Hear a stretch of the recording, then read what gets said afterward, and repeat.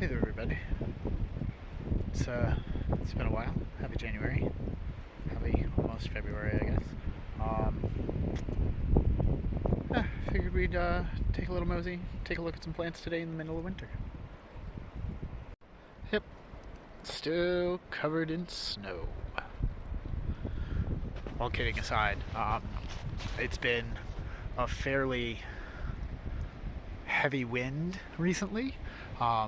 And while the majority of the snowpack on the trees has melted away either due to the high temperatures today in the mid 40s, the rain overnight in the upper 30s, low 40s,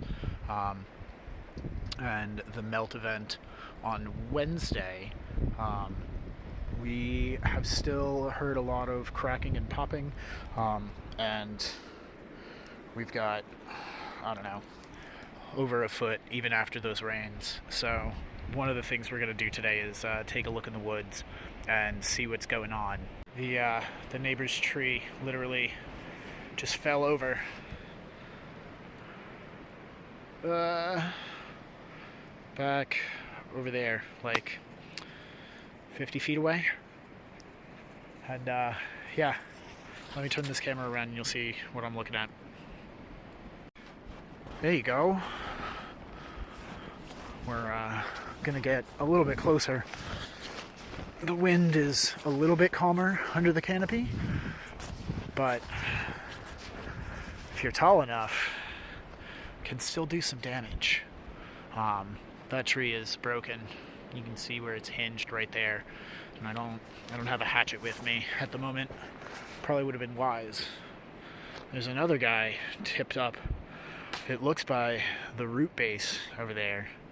I'll have to wait for it to be a little bit warmer or for a little bit melt to happen before I can see any like real details, but with the amount of water that came from a melt event and then a rain and then more snow,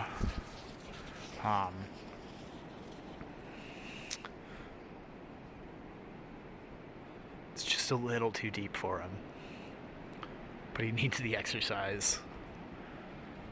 So, something like this, if it broke off of the main stem further down underneath where the snowpack is, but it still looks like that, that's one thing. That's weak wood or evidence of some kind of pest or borer or something like that. But if the whole root mound is pulled up, it could be too much saturation in the ground and not enough photosynthesis happening to take it up. And so it'll be interesting. Most of these trees, though, are like way too close together, as you can see. So winter is its own disturbance regime if we're considering destructive acts that release canopy to a section of the area. And so these are all different places, different spots and angles that will kind of get more sun that they weren't used to prior, and maybe we'll have a few plants that are healthier in exchange for the plants that we've lost, or more productive, or what have you. Oh man, carnage. Absolute carnage. Alright, let's take a look.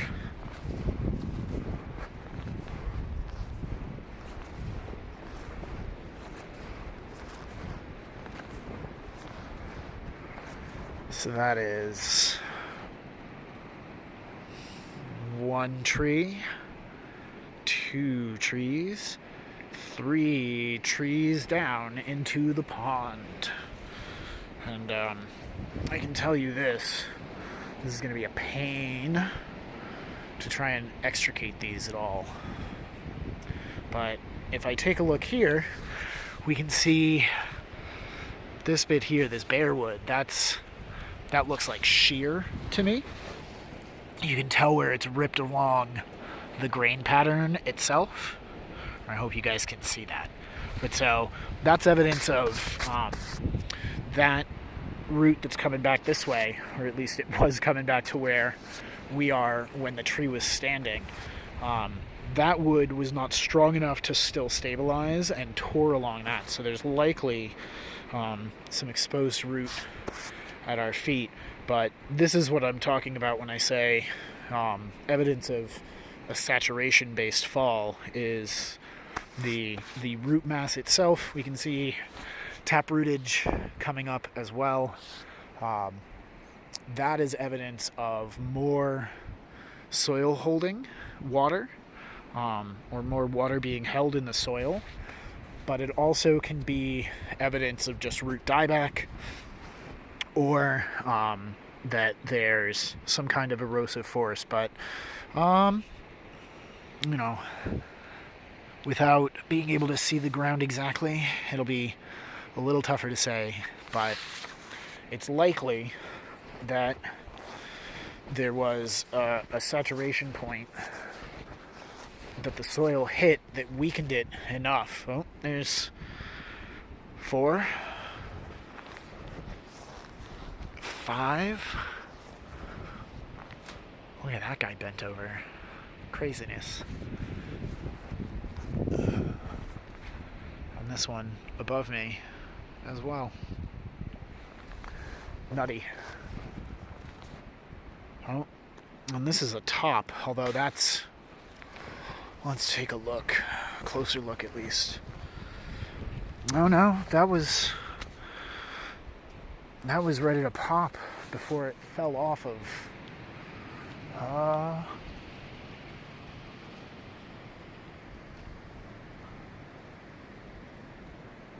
want to say it's this one. Right here. Kind of stops. But I don't see any others that have lost their tops exactly. This guy came down pretty hard. Let's keep going. I just came across another one, 30 feet. This seems more like a branch that came off of this guy than another tree, if I'm being honest. And I generally am with you folks. I will say, just pointing this out, this guy broke a way long time ago, 2 years ago. So, okay, geologically not a way long time ago, but this little side branch here, I really honestly expected it to break. It's got an okay crotch angle, but it's very cantilevered out, and I honestly expected it to break when some of these other trees were, but yeah, surprisingly, on the west side of things, oh no, I see a few more down over there. So maybe some of that western edge took more.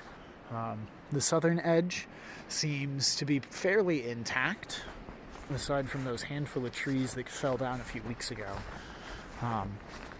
But it looks as though once we get into some of these more main areas, we had very little in the way of fall. I'm sure there's a branch there, but I don't see too many major disturbances in here. I will say,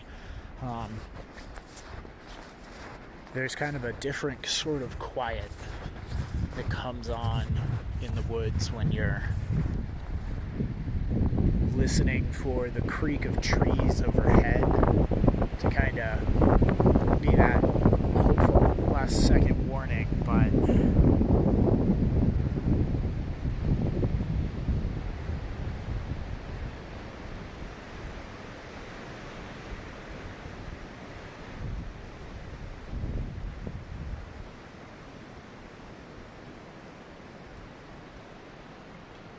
you know, they're swaying. That guy's got some moves.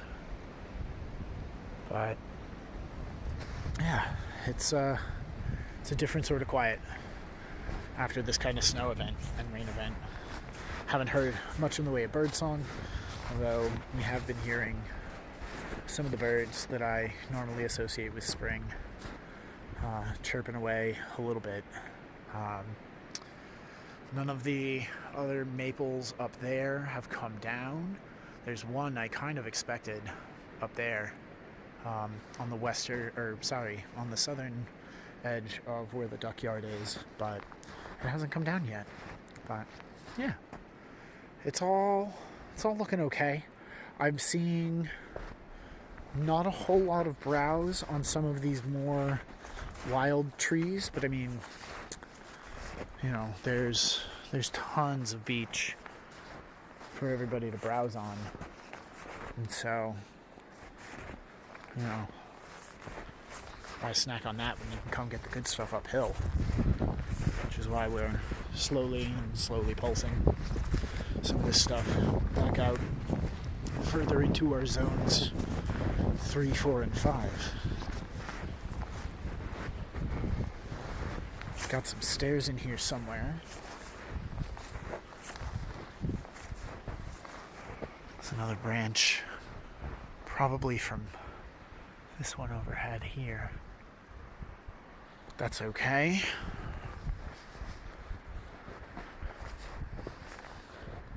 I see a few others that are down as well over here, really just leaning a little too much. It's likely that this guy pushed this over a bit.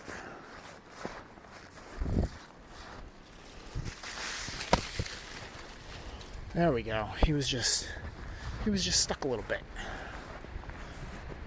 This guy's looking pretty nice. It's coming up a little close to my head because there's an extra foot of walkway depth. But yeah, it's all. There's a little bit of trimming to do up, and probably throw on some gloves and a better jacket. Do that. But I think things are looking okay. Less downed trees, fewer downed trees than I was honestly expecting. Although, I won't lie, I really wouldn't have minded finding a few more hardwood trees down, rather than some of these skimpy little pines. Oh, look. There's one. I didn't even see it before. Let's zoom in. Can you see it? Maple right there. Totally split. That's going to be firewood. Let's get up close to that, and then we'll wrap this up. I don't know where the dog got stuck in the snow. There you go. Can you guys see that all right?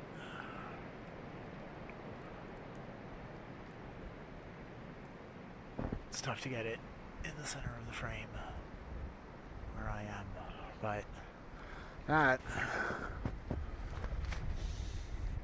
don't see evidence of another piece of wood, another tree falling on it. So somehow this guy had so much snowpack on it that it fully bent it over. You can see clear daylight through that. And so you'll have flecks in some of the outermost cells that are greener. And that core, there's a strength, and similarly to the way that branches have like a short flex wood on the top and a long flex wood on the bottom, I might be messing that up. It might be a long flex set of fibers on the top and a short flex on the bottom. The fastest way to a correct answer on the internet is to say something wrong. Let me know in the comments why I'm wrong, I guess.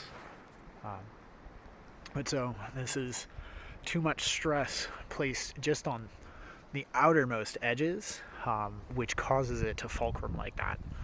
And so, yeah, Doesn't look like that was wind per se. It's probably likely that some of the snow from some of these taller trees fell onto the snowpack that was already on it and just kind of hit. We had something like that happen to me while I was clearing out the mail area. I had a huge chunk of snow fall from our 50-foot tall black cherry and squarely hit me in the back of the shoulder blades, and it was rough. So I can relate. This is, I think, one of the younger sugar maples, and it's kind of a shame that the cut happened so tall, because I'm going to have to cut it at a slightly more manageable height. But do I pollard it? Do I coppice it? Thoughts, concerns, considerations. My thoughts and concerns are that I'm standing in a garden bed that I didn't notice because the rail for it is hidden by the snow, so there's a chance I was just stepping on some really young plants. Awesome. Baller. So, yeah. Neat. I'm gonna have to think about what I want to do with this tree and come back and do it relatively quickly, because that's a chance for infection and rot, and I'd rather get this branch safely down and squared away so that it can begin drying to help us keep warm, probably next winter. Which, to be real, is what I hope you guys have been able to do this winter. If it's winter where you are, if it's not winter where you are, I'm a little bit jealous, mostly because the bottom of my cross-country skis came apart. So we'll probably wrap it up here. It's not a lot to really talk about. We've been doing a whole bunch of inside projects, painting, redoing. We have a guy coming to do some work on our bathroom soon. So, a lot of moving and shaking and reconfiguring of things. But I've almost got an actual workspace now, and that's pretty exciting. Just a space free of distractions-ish. A space where it's more difficult for the dog to get up on my lap and tell me that I'm not allowed to work on the computer. So that should hopefully give me an opportunity to work a little bit more on this other project I got kicking around in my brain. But yeah,